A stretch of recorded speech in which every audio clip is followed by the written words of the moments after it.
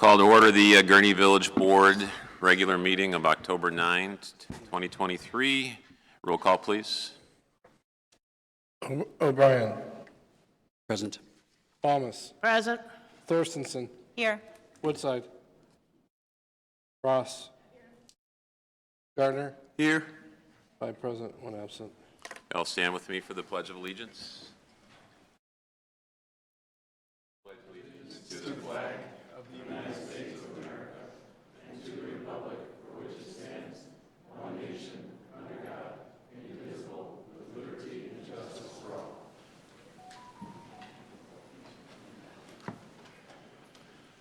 Welcome, everybody. For the first item, approval of consent agenda as presented, is there a motion? So moved. Motion by Trustee Baumus, second by Trustee Garner. Roll call, please. O'Brien. Aye. Thomas. Aye. Thorstensen. Yes. Ross. Garner. Aye. 5 aye. Motion carries. Pat? Item number 1, approval of the minutes from the September 25th, 2023 Village Board meeting. Item number 2, approval of payroll for period ending September 22nd, 2023 in the amount of $1,020,848.52. Item number 3, approval of bills for period ending October 9th, 2023 in the amount of $1,651,455.88. Is there a motion to approve? So moved. Second. Motion by Trustee Garner, second by Trustee Ross. Roll call, please. O'Brien. Aye. Thomas. Aye. Thorstensen. Yes. Ross. Garner. Aye. 5 aye.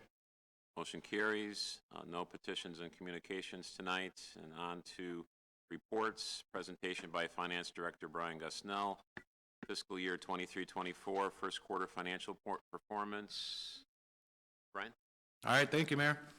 Included in the material was the first quarter report. That's for the period May 1, 2023 to July 31st, 23. Just walking through the report, cash and investments totaled $48.1 million. That excludes the pension funds. 18% of that was in checking account, 52% in money market, and 31% in short-term investments. 62% was held in the general fund, 16% capital improvement fund, and 11% in the water and sewer funds. That's operating water and sewer and capital combined. Looking at the general fund, overall total revenues, we brought in just over $13 million in the first quarter. Total expenditures, $12.4 million, left us with a surplus of just under $650,000 for the quarter. Just a couple items of note, really for the first quarter, a lot of it's timing issue.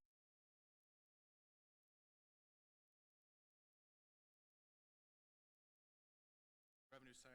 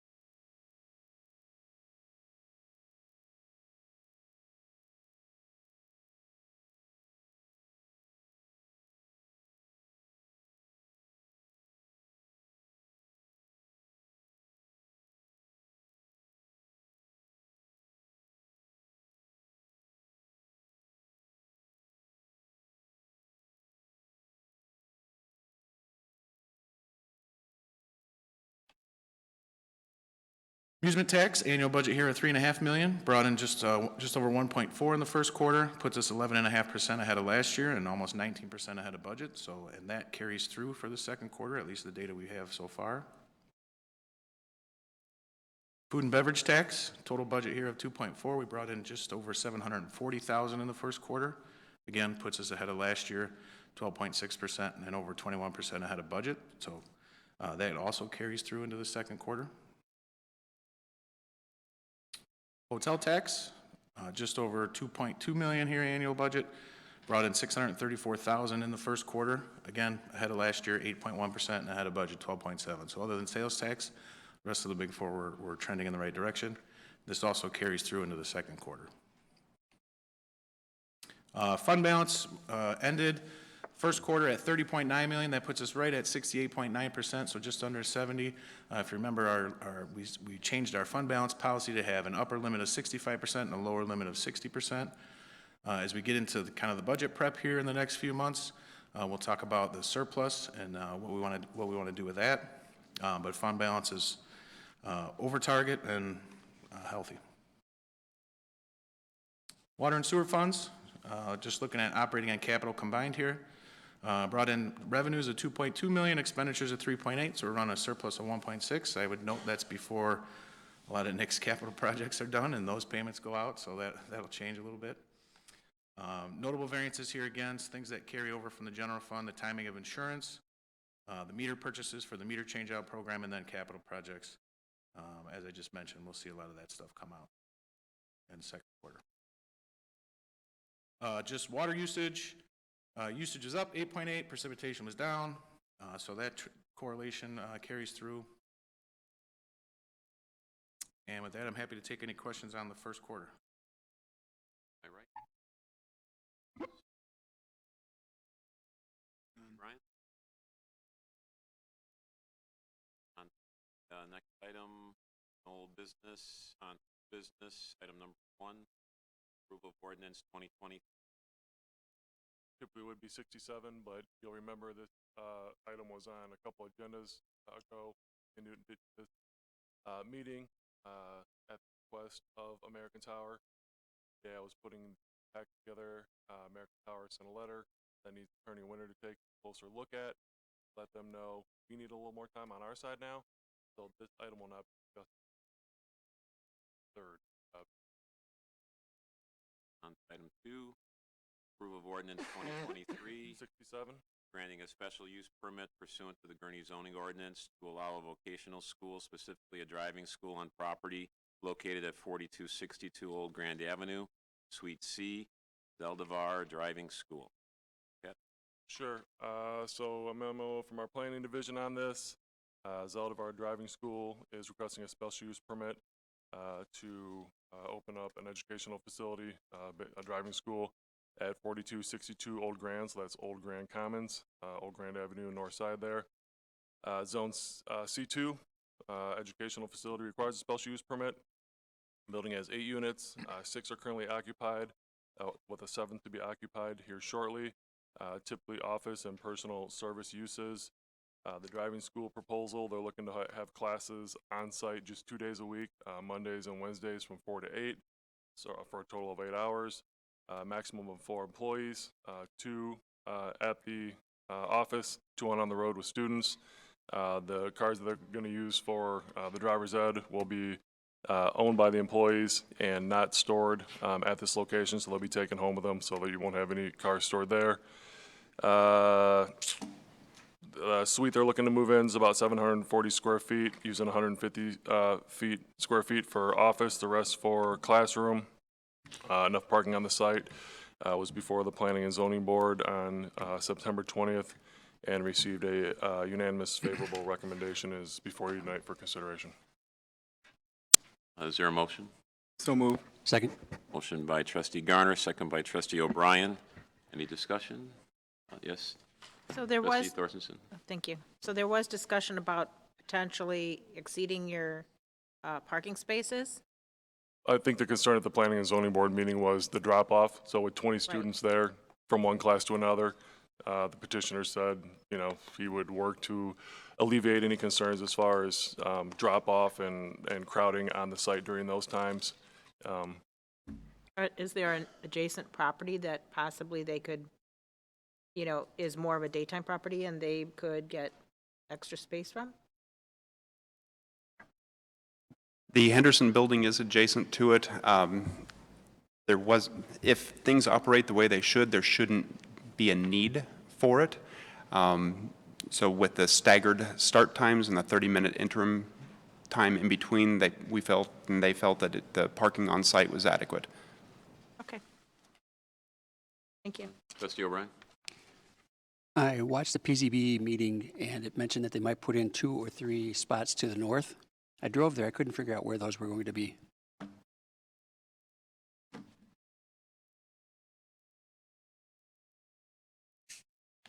Could it be adjacent to the main building?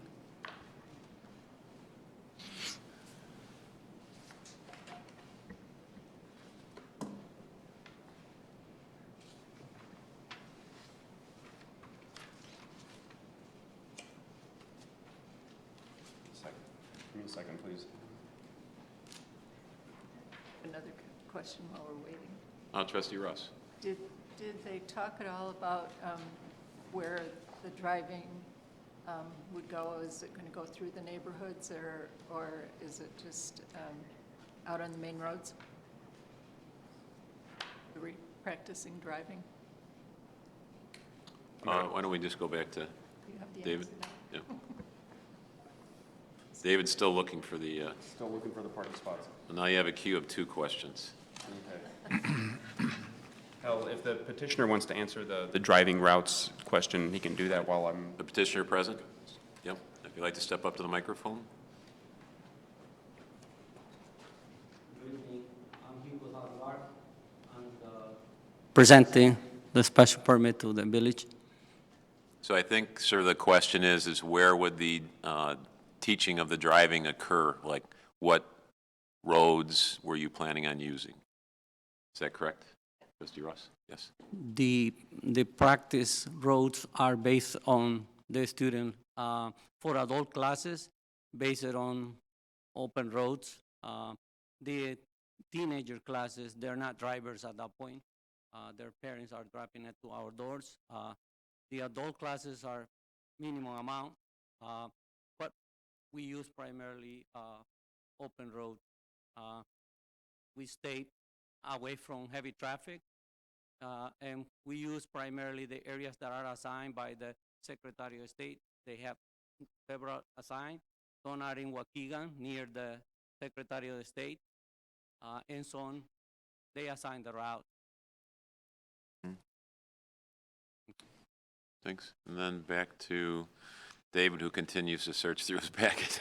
So I believe the additional 2 to 3 spots would be in and amongst the outbuildings that are to the north of the site. So there's room up there.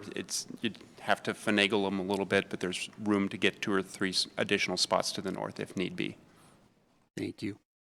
What we have done is to help with the congestion. We open up the windows. There's a half-hour window between the teenager classes. Each class is 2 hours blocks. One is from 4 to 6, and the second one is from 6:30 to 8:30. So we open it up to alleviate. Most of the students are drop up at 2-hour doors. It can be dropped at the corner as well. So we are planning to monitor the situation at that point. Thank you, sir. Any questions to my left? We have a motion and a second, so roll call, please. O'Brien. Aye. Thomas. Aye. Thorstenson. Yes. Ross. Aye. Garner. Aye. Bye-bye. Motion carries. Welcome to the village. Thank you. Thank you.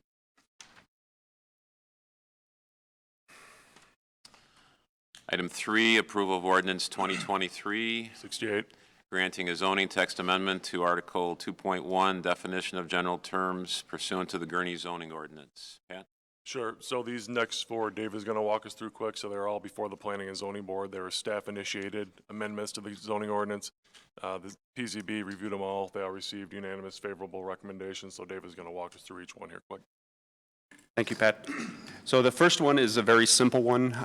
It is a gap in our definitions for open and closed and semi-open fence. The way the definition was before, it was less than 50%, and the other one was greater than 50%. So a fence that has exactly 50% did not fall in either category. So it's just an amendment to include the exactly 50% openings into the semi-open definition. That's all it is. So did you want to take each one at a time? or However you wanna handle it. Okay, well, let's, David, if you don't mind, you want to just roll through all four? Absolutely. So the second one is a amendment to allow residences above ground floor for our Office 1 zoning district. With our 2015 zoning code update that we did, we allowed residences above first floor commercial in all of our commercial districts, C1 through C4. We had an interested party query about whether we would be open to doing this in our office zoning districts. We took a look at it, did not have any real objections to it, prepared the text amendment for that so that the office zoning, O1 zoning district would be handled the same way as the commercial C1 through C4 zoning districts, allowing a second floor and above residential occupancy. Moving on to the third one. The third one is proposed landscape setback modifications, threefold. The first one is increasing the width of the required landscape buffer between transitional uses from a minimum 10 feet to a minimum 30 feet. So the transitional uses that are, and I'm going to run through these, where an R5 or R6 district abuts an R1, 2, 3, or 4 district. So that's where a multifamily dwelling abuts a single-family residential dwelling. Where non-residential uses abut, or where non-residential use is located within a residential district, where a non-residential district abuts a residential district, or when an O2, I1, I2, or I3, so our heavier office and industrial uses, abut a commercial district. So it's where you have the largest differentiation in uses is we wanted to enhance that buffer area, that landscape buffer area from a minimum 10 feet, which was the original code, up to a 30-foot separation between those uses. So within there, we wanted to carve out one caveat for non-residential uses in a residential district. So this is if there's a church use or a school use or other types of uses that are allowed within residential districts but don't really act as residential, we wanted to give the relief back to the neighboring property so that that 30-foot buffer is not required. It would go back to that 10-foot buffer at that point. And then the third one, we added the use of berms as part or all of the height restriction. So it requires, the existing code requires a minimum 4-foot high screen that is either a fence or shrubs. The new proposed language would be a 6-foot high screen, which can be a combination of berms, fences, and or shrubs. So that is amendment number 3. Number 4 was all dealing with animal care facilities. We had basically 2 different animal care facilities. Everything was grouped into one, except for kennels. Kennels was a separate zoning definition and a separate use category. So what we did was we broke it down into several different subcategories underneath the general caveat of animal care facility for animal daycare, animal grooming, animal hospital, vet clinic, animal hotel, and then animal-related services as the general category. After much discussion amongst the Planning and Zoning Board, they felt that all of those uses, except for the kennel use, should be and could be and should be categorized the same and within the same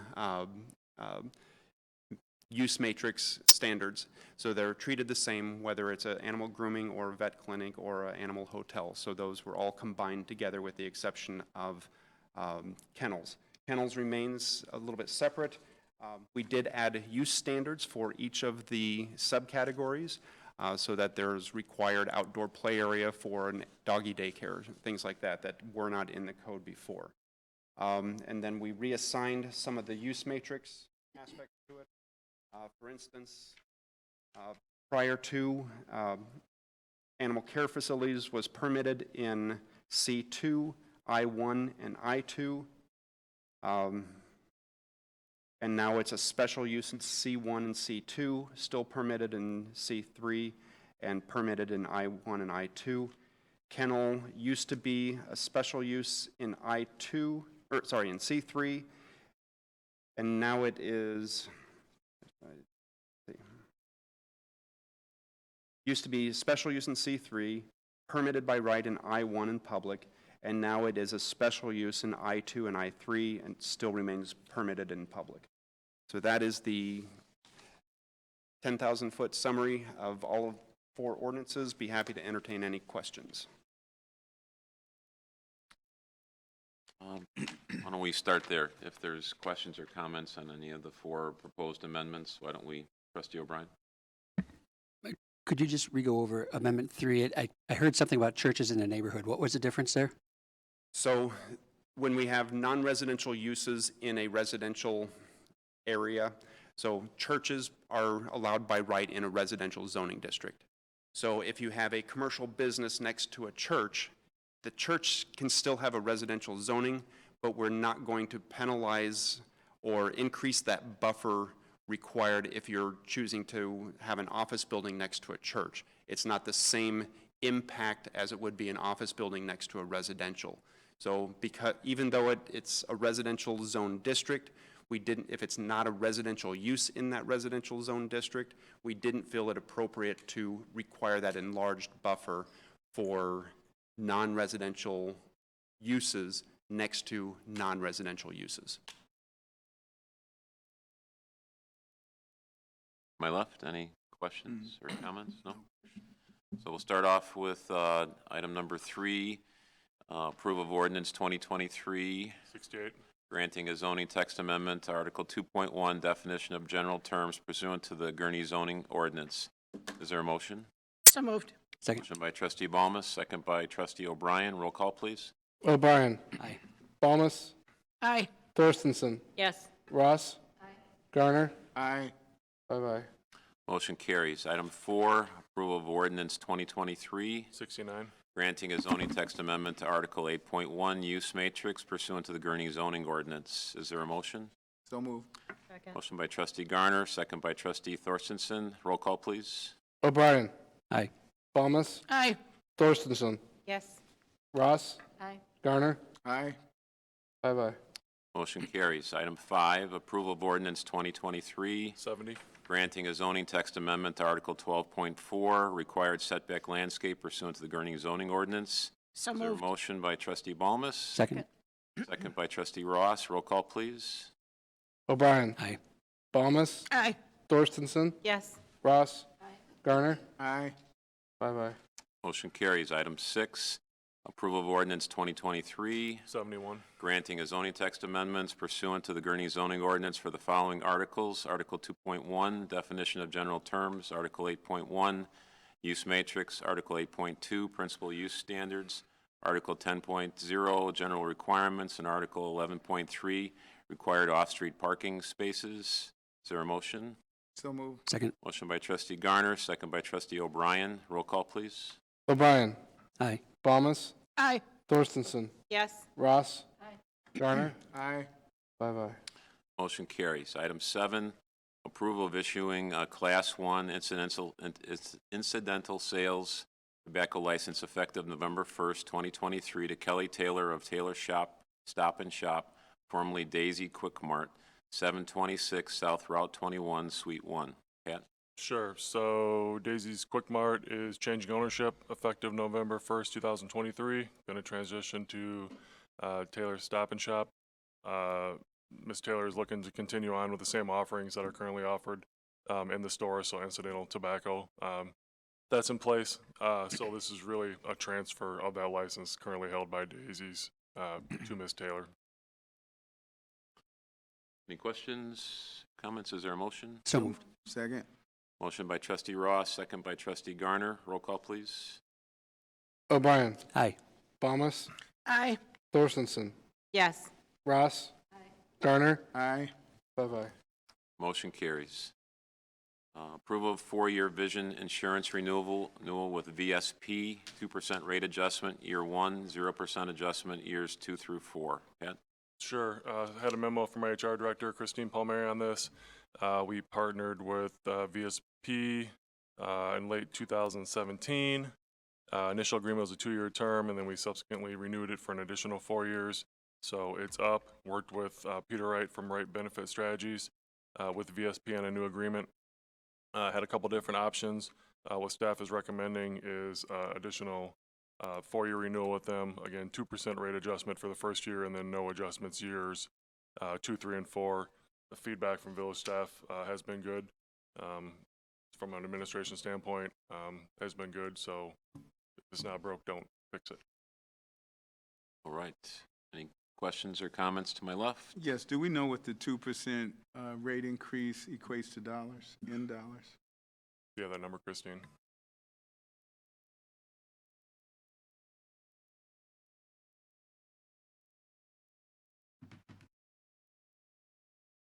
Sorry, I heard part of your question, but not the whole question. Oh, just what the increase, the 2% increase equates to in dollars? In terms for a total Just the budget total or? amount of 2%. It's about $2,000 for our total budget impact for all of our coverage for So- the division.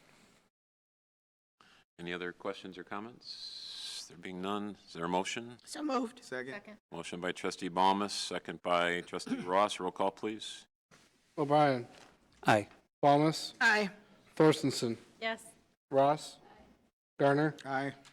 5 aye. Motion carries. Last 9 is approval of police department request to waive the formal bidding process and purchase 1 2023 Buick Envision and 1 2024 GMC Terrain from Woody's Buick GMC of Gurnee at the total cost of $72,044.52. Pat? Sure. So I had a memo from our fleet administrator, Craig Lambrick, on this. These were vehicles that were included in this year's approved budget. One of the vehicles we're getting rid of is a 2013 Jeep Grand Cherokee, excuse me. That was actually an administrative seizure that we picked up, so we didn't actually purchase that vehicle. So there was a cost savings there. So when you look at the VRS score, the vehicle replacement score, it's pretty low. That's because that initial purchase price isn't figured in there. But it does have over 100,000 miles, and that vehicle needs premium fuel, which we don't have on site. So we have to stop at a gas station to fill it up, which isn't the best in terms of how we operate. Second one, 2011 GMC Terrain, 130,000 miles, 12 years old. Vehicle replacement score shows that it needs immediate consideration for replacement. So it's 32, 28 and higher is considered for replacement. So obviously getting vehicles is difficult. Craig called around to a couple dealerships that we work with to see if they had anything on the lot that met our needs. It was nice to see that a dealership in town did. So staff is recommending to purchase these vehicles from Woody's Buick GMC of Gurnee. Is there a motion? So moved. Second. Motion by trustee Balmas, second by trustee O'Brien. Roll call, please. O'Brien. Aye. Balmas. Aye. Thorstenson. Yes. Ross. Garner. Aye. 5 aye. Motion carries. On to public comment. If anybody would like to make a comment to the board, you could step up to the microphone and please state your name. Good evening, Keith Owens, 6464 Doral Drive. I'm here as an individual and also as president of the Wentworth Homeowners Association. Mr. Mayor, I think maybe your staff was negligent in notifying you of something for a petition or communication. And I didn't know about this until today, but did you know today is International Beer and Pizza Day? And this is October is International Pizza Month. And the reason I know that is because Casey's issued a release today and is now trademarking and claiming it to be the official beer and pizza headquarters. And so I don't think it's a question of what, will they apply for a permit? I don't think that was ever a question. It's just a question of when. For those of us who live right along the property, and we have a 7 o'clock wake-up call now with the construction equipment, we know that part of the process was a given because that's a situation where it was a permitted use. And permit, all you have to do is meet the requirements of the permitting process, and Dave and his staff in their meticulous oversight of that, and then that is something that's granted without having to come before here. We understood that from the beginning. But then there is the licensing part of it, okay, which requires approval by this board. And I've heard some people say that, well, if they meet everything in the requirement, they have the cooler space, they have the locking mechanism, they have the hours of operation, there's no signage in the windows, why should we vote against them? To which I would respond, if all they have to do is meet the letter of the licensing, then what's the difference between a permit and a license? And the difference is consideration. Very often when Pat presents something to the board, when he gets done reading it, he'll say submitted, or this is for your consideration. And the definition of consideration is thinking about something before you act, and that's consider. And then consideration is thinking about it for a long time. And since I've been in front of you numerous times, I know I've been thinking about it, and hopefully you have been thinking about it as well. So some of the things that have come up during the course of our conversations, what if the village gets sued? What if we grant a license to one operation, like the BP, but then decide not to grant one for Casey's, or for the BP that's going to be remodeled or rebuilt, or for the Thorntons that's probably going to be coming into town, or for the gas station that's close to the entrance of Great America? Well, you can get sued for just about anything. It used to be $10 in a typewriter, now it's probably a credit card and a computer click.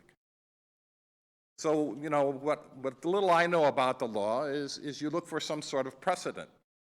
And you already have the precedent there. It's existed since August 7th, 1995.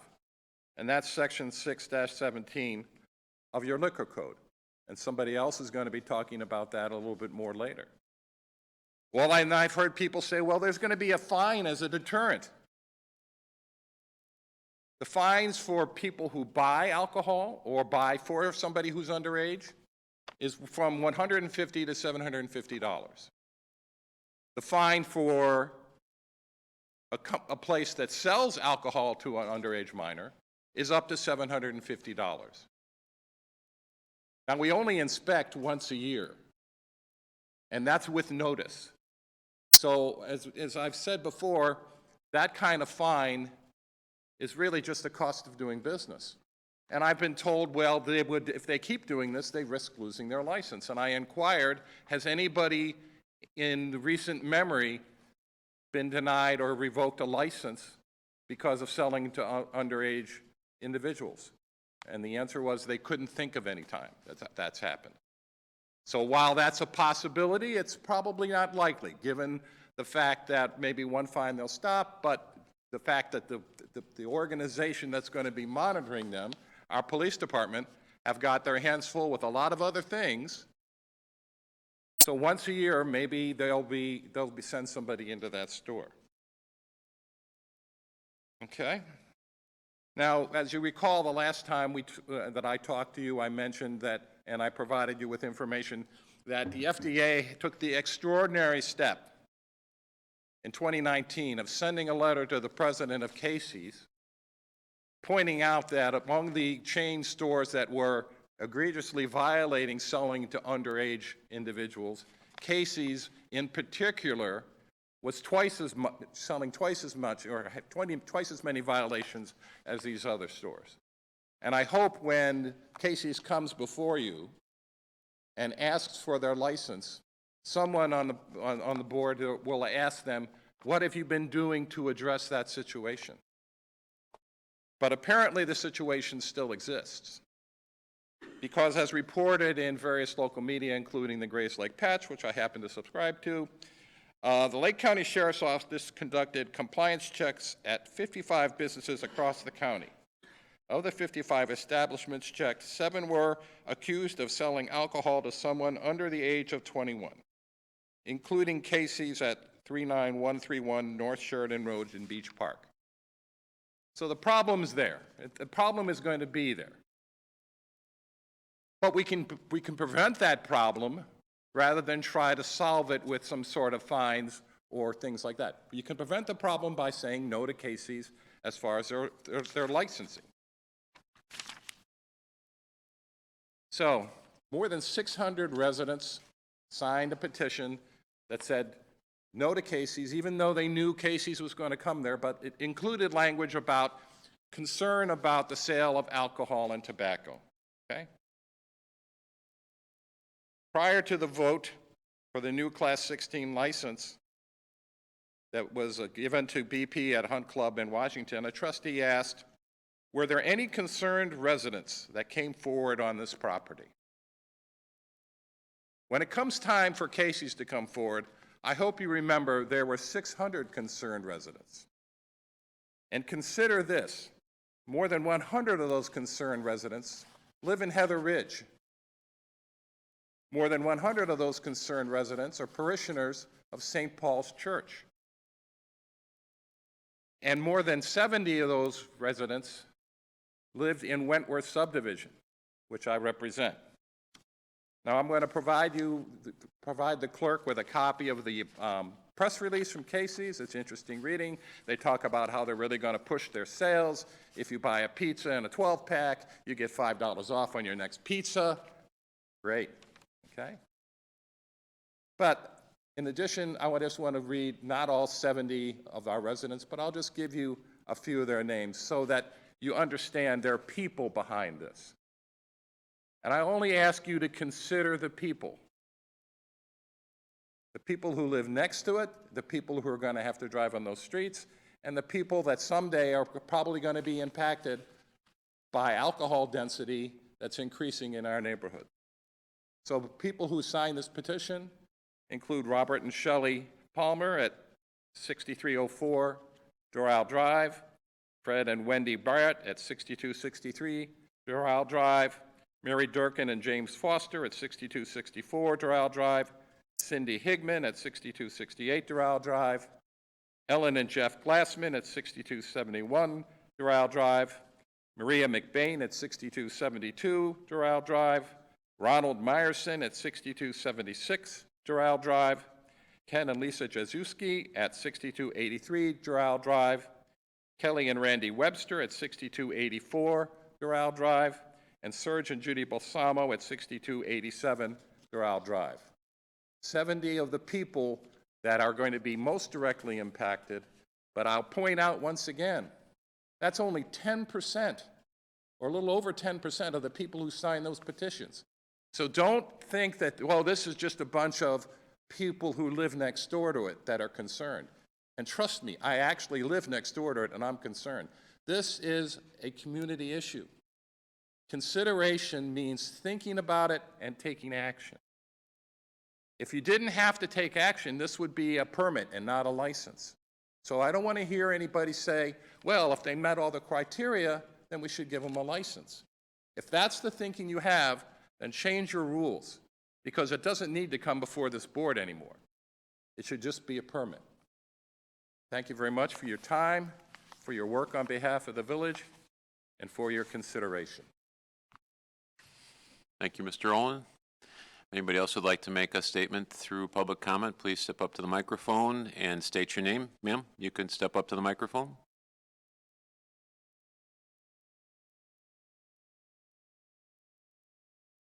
My name is Karen. If you could speak into it as best you can. I'm sorry? Speak into the microphone as best you can, or maybe we can get it to your I don't know how to. right height. Oh, thank you. Thank Can you you. hear me now? Yes. My name is Karen Minsky. I live at 6488 Doral Drive on the corner of Wentworth and Doral. Now that the excavation has begun, it's clear to me and all of my neighbors who live on the same side of the street that Casey has transformed our once quiet, peaceful, low-traffic subdivision into a crowded, noisy, overly lighted neighborhood, and the station hasn't even been built yet. The sale of tobacco products is bad enough, but the sale of alcohol will undoubtedly dramatically increase the likelihood of additional traffic, theft, and potentially crime. If the station will be open 24/7, that will only exacerbate these problems. I and my daughter, who lives just down the street from me, did not move here to have to contend with these problems. In addition to the aforementioned issues, there is no doubt that the value of our homes will be substantially reduced. Most people would not choose to live in a residential area that will be overrun with such drawbacks. I beg and implore the village board, please, please do not approve alcohol sales at Casey's. Surely you would not want such a business to open in your backyard. Well, we don't want it either. Thank you for your consideration. Thank you, ma'am. Ms. Palmer? It's a problem when I know your name, you know that. Hello. Please state your name anyway for the record. Shelley Palmer, 6304 Doral Drive. Thank you. It is not a law but a recommendation written by the Illinois Liquor Commission that no liquor license shall be issued within 100 feet of any church, school, hospital, home for the aged, indigent person, veterans, or any military or naval station. The 100 feet is to be measured from property line to property line in all cases except that of a church. Bickford Senior Living is 66 feet from Casey's on the Wentworth side, and St. Paul the Apostle Catholic Church is across the street from Casey's on the Gages Lake side. Also, according to Gurnee's Municipal Code Section 6-17, no license required by this chapter shall be issued if the location is determined to be detrimental to the general character of the surrounding neighborhood and the projected impact of the premises upon the surrounding neighborhood of the village as a whole would be considered detrimental. So not only is Casey's next to a church and a senior living facility, it is 0 feet from the residential neighborhood.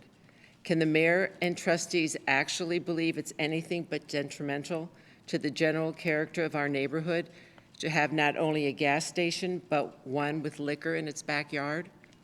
This negative impact is based on Gurnee constituents, as well as crime statistics for gas stations provided by the Gurnee Police Department, and also research done by the University of Wisconsin of alcohol density on both health and safety of the community.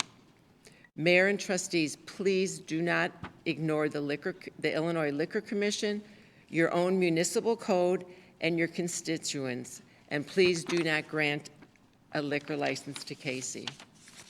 Once again, I'm proposing the following amendment to the newly enacted liquor ordinance. No license shall be issued within 100 feet of any church, school, except colleges and universities, hospital, home for the aged, indigent person or veteran, or any military or naval station or residential neighborhood in the village of Gurnee. Thank you. Thank you. Anybody else that would like to make a public comment? There being none, is there a motion to adjourn? So moved. Motion by trustee Balmas, second by trustee Garner. All in favor, say aye. Aye. Aye. We're adjourned. I've seen the 3 on.